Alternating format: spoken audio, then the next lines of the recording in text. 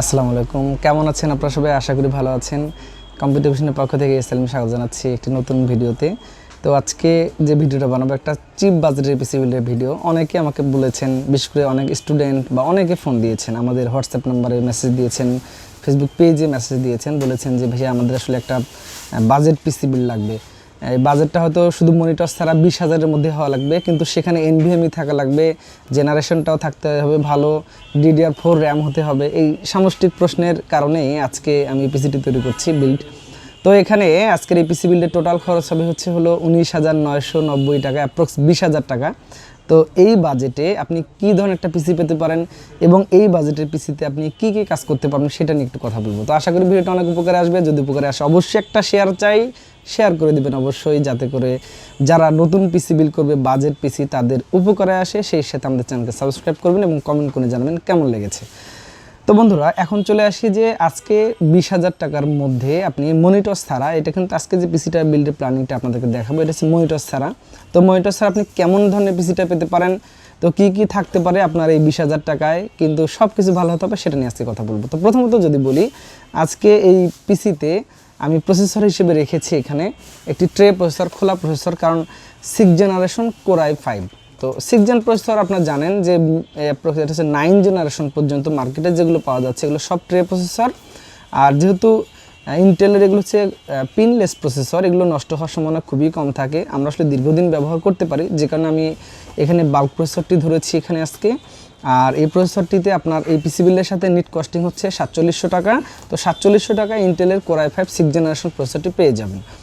তো এরপরে একটা মাদারবোর্ডের চমক আছে। চমকের আসলে আমার কিছু না, আপনারা জানেন, এটা নিয়ে আমি এর আগেও কথা বলেছি, বাজেটের মধ্যে একটা সেরা মাদারবোর্ড।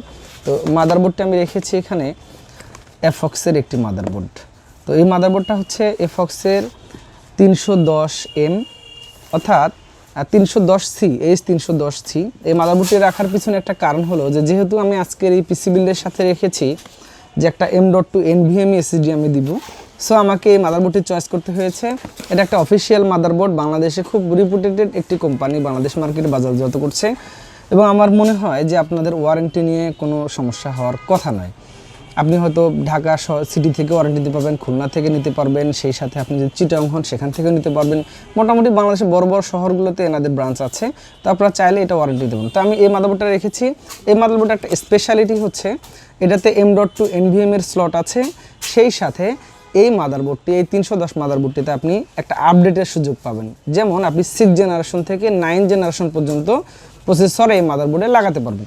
তো আমার মনে হয় যে যেহেতু আপনি অনেক আপডেট করার সুযোগ পাচ্ছেন, তো অবশ্যই মাদারবোর্ডটি আপনার জন্য অনেক বেটার আর বাজেটের মধ্যে অবশ্যই ভালো হবে। তো আমি এই মাদারবোর্ডটি রেখেছি আজকের এই পিসি বিল্ডের সাথে। এটার প্রাইস হয়তো 6100 থেকে 200 টাকার মধ্যে এই পিসি বিল্ডের সাথে ধরা হয়েছে। তো আমার মনে হয় যে আপনার বাজেটের মধ্যে একটি সেরা। তো এরপরে যেহেতু এখানে প্রসেসরের সাথে কুলিং ফ্যান থাকে না, একটা ভালো মানের কুলিং ফ্যান প্রয়োজন, তো আমি এখানে রেখেছি কুলার মাস্টারের একটি i50 কুলিং ফ্যান। তো এই কুলিং ফ্যানটা বাজেটের মধ্যে অনেক ভালো, এটা হয়তো 550 থেকে 550 টাকা প্রাইস থাকবে এই পিসি বিল্ডের সাথে, তো বাজেটের মধ্যে অনেক ভালো। তো আমার বিশ্বাস যে যেহেতু কুলিং ফ্যানের কারণে যে পিসি রেস্টার্ট নেওয়ার কিছু ইস্যু থাকে, এই কুলিং ফ্যানটা ব্যবহার করলে সেই ইস্যুগুলো এই পিসির সাথে আসবে না। তো আমার মনে হয় এটা অনেক বেটার হবে আপনাদের জন্য, যে কারণে আমি এই কুলিং ফ্যানটা চয়েস করেছি। এরপরে আমি র্যাম হিসেবে চয়েস করেছি এখানে HyperX। তো HyperX আপনারা জানেন যে বাজেটের মধ্যে একটা সেরা র্যাম, এটা হচ্ছে হিটসিঙ্ক সহ, এটা 2666 বাসের র্যাম, যেহেতু এই মাদারবোর্ডে 2666 বাস সাপোর্ট করবে ইজিলি। তো আমি 2666 বাসের 8GB DDR4 র্যামটি রেখেছি, এটার প্রাইস রেখেছি 2500 টাকা এই পিসি বিল্ডের সাথে। তো ফার্স্ট ক্লাস একটি র্যাম, আপনারা নিশ্চিন্তে HyperXের এই র্যামটি আপনাদের পছন্দ তালিকা রাখবেন।